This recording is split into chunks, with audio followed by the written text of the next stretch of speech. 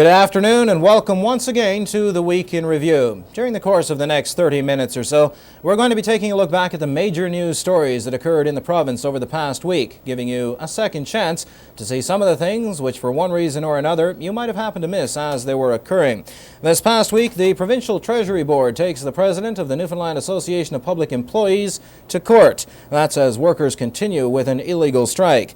The price of world oil continues to fall and consumers across the country begin to feel the effects at the gas pumps. Two former employees of Exxon House in St. John's continue making allegations about operations at that facility, and residents of the capital city experience the lowest temperatures on record.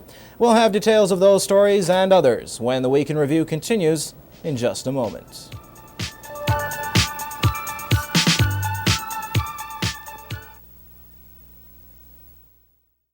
I'm Beth Penny. Join me weeknights for the award-winning NTV Evening News Hour. And if you want a little bit of good news, on Monday evenings we bring you NTV's Silver Linings.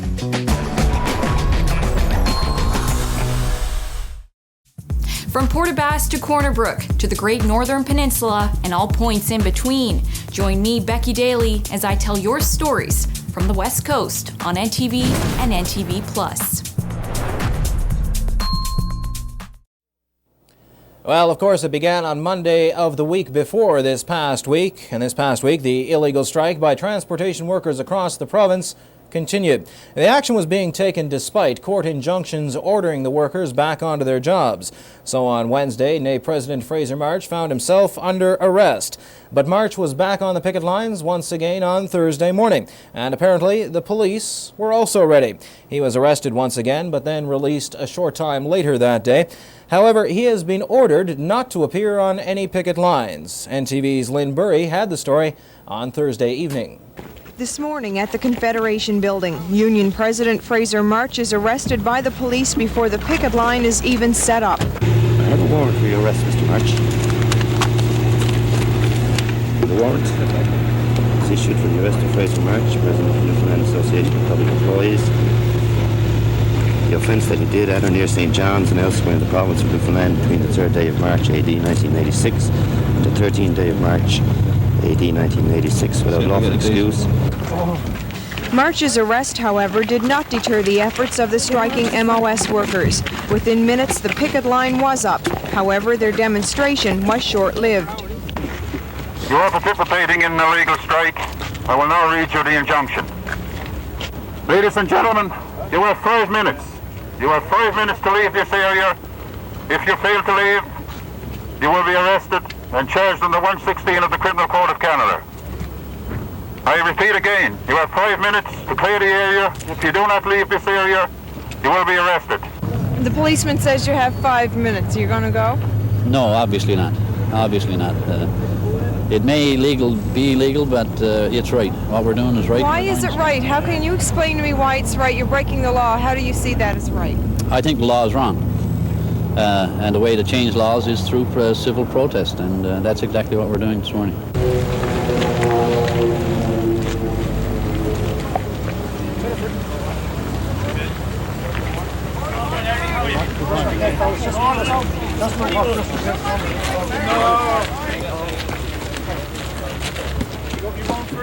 Fraser March and the other striking workers were brought to police headquarters for questioning.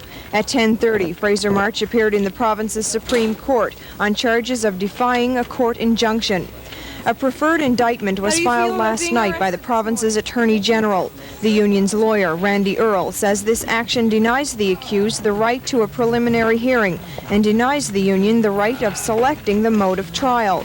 Earle calls it unusual procedure and says such action is prohibited under the Constitution. The provision of the Criminal Code which allows for the preferring of an indictment is contrary to Section 15 of the Charter, which is the anti-discrimination provision of the Charter. I didn't pick out Mr. March particularly so much as that anyone against whom the Attorney General proceeds to move in this way is discriminated against. Chief Supreme Court Justice T. Alec Hickman has ordered Fraser March to stay away from the illegal picket lines and not to advise any workers to take part in any illegal action as it relates to the strike. Yes, I won't be making any statement on the court proceedings or on the order at this time. Will the strike continue? Someone else will have to answer that now. Who? Are you gagged until you appear in court again? I won't be making any statement on the court proceedings, and you'll have to use your eyes and your ears to see if the strike continues. Yes, this strike can be over tomorrow. All it takes is a parity agreement between us and the Newfoundland government for workers with the Department of Highways and the Department of Transportation. What that means is that workers with those two departments must not make $1.50 an hour less than workers with other government departments. That's all it takes to settle the strike. Despite the court action, the picket lines are expected to be up once again tomorrow. Fraser March will no longer be able to play an active role in the dispute, but the other members say they will stay out on the street until they get a fair deal from the Petford government. This is Lynn Burry reporting. There was some good news for Canadian motorists this past week. On Wednesday, Petro-Canada and Esso service stations right across the country lowered the price of their gasoline at the pumps by 2 cents a litre. The decrease was the second one for Newfoundlanders, who have now seen the price of gas drop by 4 cents a litre over the past while. But the Association of Service Station Operators in this province this week indicated they feel that's still not enough. Spokesman Baz Jameson says we can expect a further drop of between 10 and 12 cents a litre by the end of this month. We've been lobbying, of course, to get the price way down where it should be, and that should be anywhere from 10 to 12 cents a litre. And certainly when Mrs. Carney announced that drop in the House of Commons the other day, really, it wasn't much. We're down 4 cents now. We need to go down at least another 6. Now, the Newfoundland Gasoline Dealers Association has the executive director of the Nova Scotia and PEI associations coming in on Monday, and we're going to take a long look at what we can do on a national basis to do something about it, because there's certainly somewhere along the way there's windfall profits going to the banks for some of these gas companies, and it's about time that the John Q. public got a break. Across the country, a lot of the word is it's been a little bit slow in coming, some of these decreases. Do you share that opinion? Oh, absolutely. There's no question that it could have come, even 2-3 months ago, because the price has been down for a long time now, going from $36 a barrel last year down to almost $12 now. So somewhere along the way, there's 2/3 of a difference that should be made at the pumps and should have been made probably around December. A lot of people would be concerned, though, that once there's a bottoming out of this, say the end of March, it's only going to shoot right back up again. What do you think there is the case? Well, I'm sure that could be true, that it will go up again, and hopefully for Newfoundland's sake and the offshore situation, it will go up again. But in the meantime, the John Q. public is entitled to get a break once in a while from that kind of thing, and we never seem to get it. Prices go down, down, down, and the public never gets it passed on to them. If they go up, on the other hand, immediately the prices go up at midnight at a certain point, and we pay the difference, right? Still with energy-related matters this past week, Provincial Energy Minister Bill Marshall says further exploration off the coast of this province could be hampered. That's if world oil prices should continue to decline. But he also expressed a bit of optimism that the situation will be turning around and developments will continue on schedule. I suppose you could paint a scenario like that if the prices stayed down for a long period of time. But I would anticipate that will only be temporary if, in fact, it does occur. I mean, Petro-Canada has not officially advised us of any curtailment or any definitive decision with respect to its planned activity in firming up the Terra Nova structure and other areas. And until they do, I think it's premature to state that they're going to slow down here. We'll have to wait and see, and of course it will depend to a certain degree on oil prices, but counteracting that is are the prospects that we have and we enjoy off the coast of the province of Newfoundland and Labrador. One final question. The Liberal energy critic made a statement in the House of Commons, something to the effect that Petro-Canada, he had information that Petro-Canada was abandoning 5 wells on the East Coast, not specifying Nova Scotia or Newfoundland. Had you had any word of that at all? No, we have had no official word of that, and I don't know what's gotten into the Liberals. They used to be a positive party, one that used to look forward to the future, but they seem to be structuring their future both within this province and nationally on gloom and doom. I mean, the good news is surely that we have all these reserves out there that will eventually be developed under the Atlantic Accord. The downward plunge of oil prices has been predictable, and I would suggest to you it is temporary, and we have a very, very promising future in offshore activity in this province, and I don't think we should get nervous because of downward plunges and temporary downward plunges in the oil prices. This past week, the provincial finance minister announced that the new budget would be brought down in the House of Assembly on the 25th of this month. Now, in anticipation of that document, a number of groups have been trying to do a little bit of arm twisting to get the province to adopt some of the policies, at least, which they feel would be beneficial to Newfoundlanders. One such group was the St. John's Board of Trade. Board President Jeff Touton says reductions in government spending would be the much preferred option over any tax increases. That's at least as far as they're concerned. The provincial government, in view of the deficit that it's been running in the last few years, should exercise restraint in its spending and should not increase taxes in Newfoundland in the upcoming budget. Okay, reduce spending, but that seems to be an awful problem, or one would assume it would have to be an awful problem. Already the government slashed, they say, to the bone. Well, we believe that there is still room for the provincial government to at least examine areas, if not actually make cuts. We believe, for instance, that the total wage budget, that's not necessarily for individual government workers, but the total wage budget of the government should be frozen for another 2 years, and that the government should not rely as much on temporary help as they have done in the past, and through attrition reduce the size of the civil service. That was one area that we talked about. We looked at health care in response to the government's green paper, and we believe through the implementation of user fees that there can be, as there was in the province of New Brunswick, a reduction in health care costs. We've talked about the municipalities. We believe that the government should examine the possibility of merging together smaller communities into regional governments or counties so that they can better utilize their services and be more economically viable. In the field of education, we're suggesting that the government start an examination and bring together all the different parts of the education system to determine whether it will be possible to combine school boards in an effort to save money. So there are lots of areas that we think that the provincial government can still examine and take positive steps on that will reduce their level of expenditures and cut back on the provincial deficit. Meanwhile, officials of the Newfoundland Hospital Association have also been in contact with the Department of Finance, trying to get their point of view across with regards to the budget. On Tuesday evening, we had this report. For the past number of years, healthcare institutions and hospitals in this province have had to deal with more and more financial cutbacks as the provincial government did its best to cope with reductions in transfer payments to cover the costs of health services. And in light of the budget announced a couple of weeks ago by the federal finance minister, Michael Wilson, there are fears that hospitals will be forced to tighten their belts even further when the provincial minister, Dr. John Collins, brings in his budget 2 weeks from today. A recent green paper on health services in the province contained a total of 4 recommendations, or alternatives, for dealing with future healthcare financing, namely privatization, reduction of healthcare expenditure levels, deficit financing, or increased taxes. Last week, the Newfoundland Hospital Association met with the Finance Department and presented a brief responding to each of those alternatives.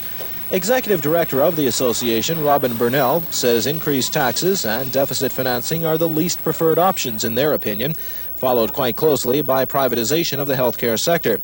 But he says the fourth possibility, a reduction of healthcare expenditure levels, is the one area which provides the greatest potential for dealing with the problem. One solution, he says, is to implement a uniform healthcare premium to be paid by all residents of the province.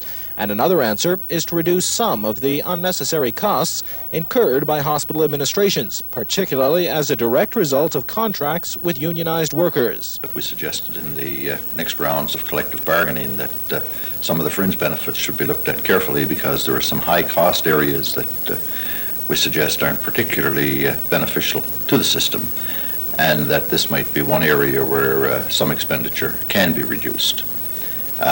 One example that I could give you of that, for instance, is a interpretation in the collective agreement whereby somebody who's absent because of an injury on workers' compensation accumulates statutory holidays under one of the contracts to be used after they come back to work. There's another provision where an arbitration has provided that where temporary employees are called for replacement of people on sick leave if they themselves are sick. that they're paid. And we've had instances where as many as 8 or 9 people have been called and paid for not coming to work.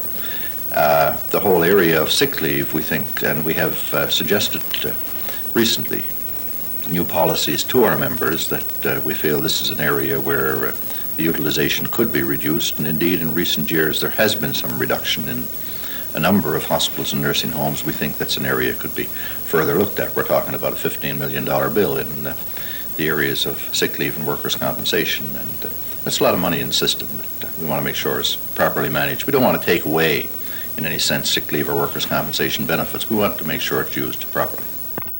Burnell says their meeting with the finance minister last week was a good one, and while they didn't receive any definite answers, he said they hadn't really expected to. But he remains optimistic that at least some of their suggestions will be taken seriously. And if they are, he says, health care in Newfoundland and Labrador need not necessarily become a thing of the past. A couple of therapists at Exxon House in St. John's make some recommendations for improving operations at the facility. And the coldest temperatures on record hit the capital city of St. John's. We'll have details of those stories and others when the Week in Review continues in just a moment.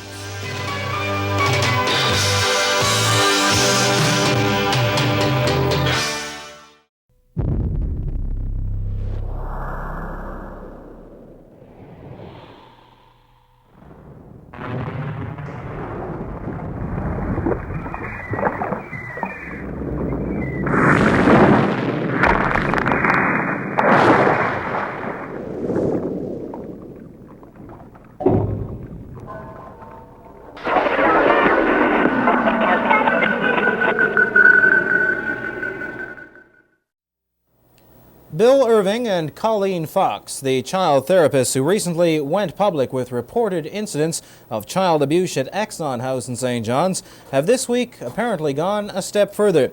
The pair have now offered their solutions to the problems that are ongoing at the institution that is for mentally handicapped children. But I would suggest that a committee of some sort, not set up through the social services, to be, therefore it would not be biased, and have representatives from different areas, maybe a doctor in psychology, a social worker, a parent, on this board, a committee, that would have the power in which to, shall we say, go in and investigate and to curb any problems, or any problems that are apparent, and these problems here that we have stated. Would this committee be a permanent set up, or yes, temporary? It would have to be.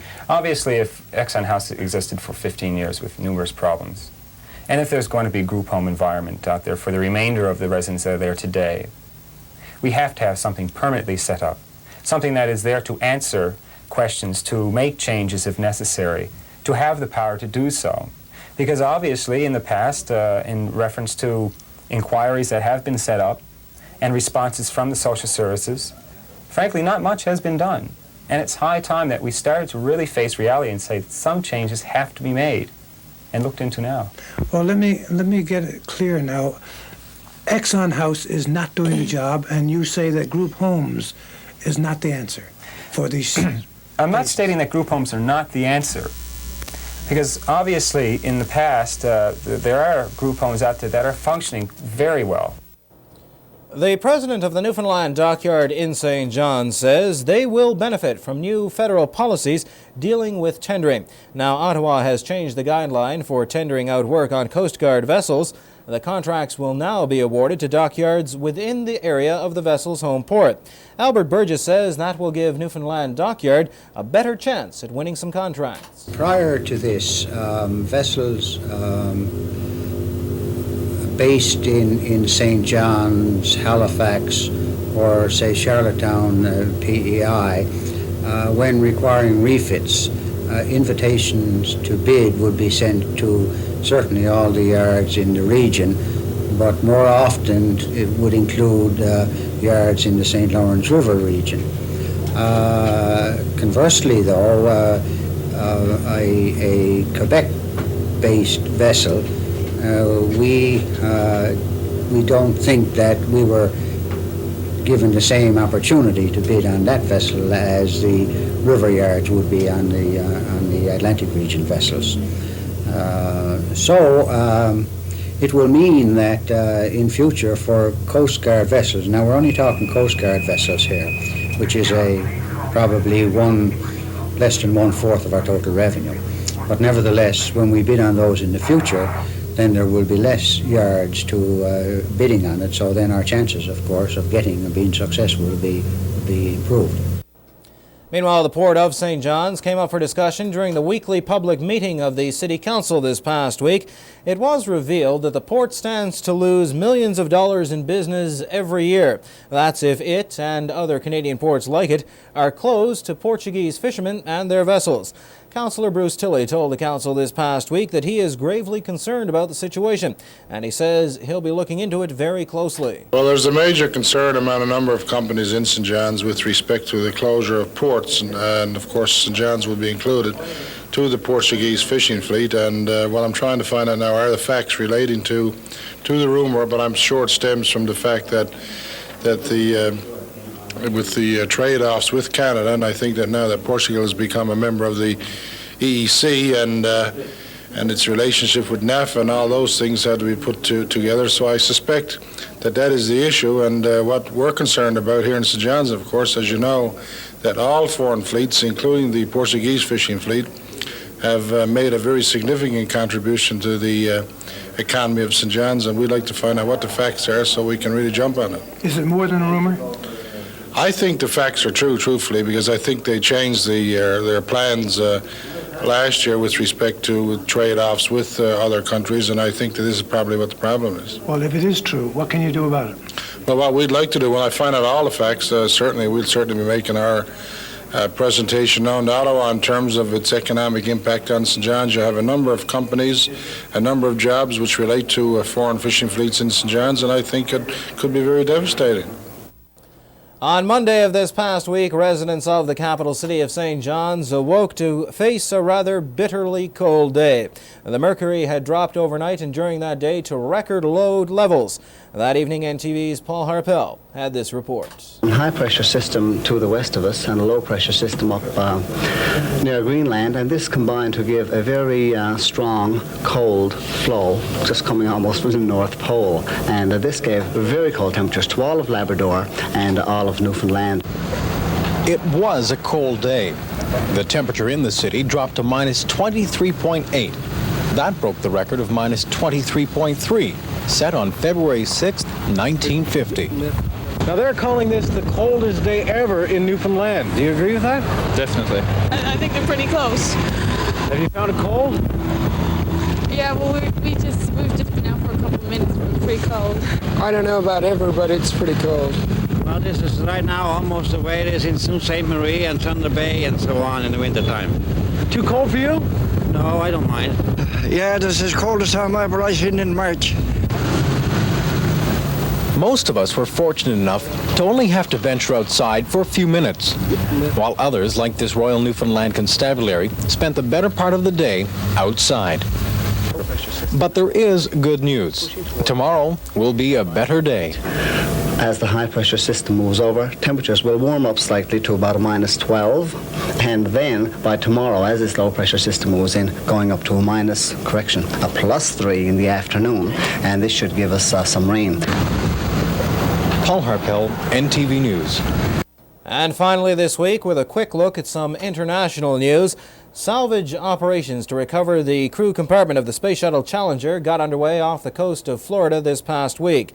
Now, by the end of the week, it had been indicated that a number of flight recorders and computers had been recovered, as well as the remains of some, if not all, of the shuttle crew members.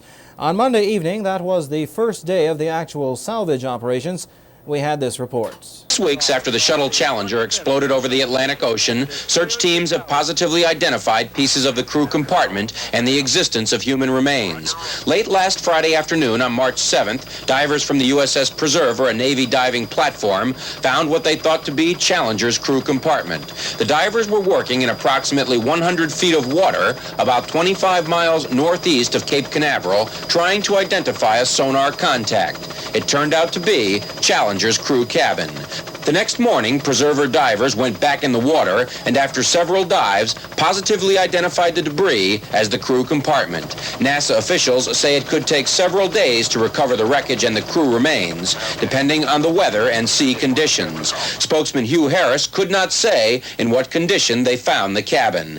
No one will speculate on how significant the find is to the overall accident investigation. A spokesman for the Presidential Commission would not comment, saying only that all pieces of evidence are important. In a statement released Sunday evening, NASA said that experts from the Armed Forces Institute of Pathology will assist in identifying the crew remains. 7 astronauts, including the first civilian, teacher Krista McAuliffe, died in the January 28th Challenger explosion.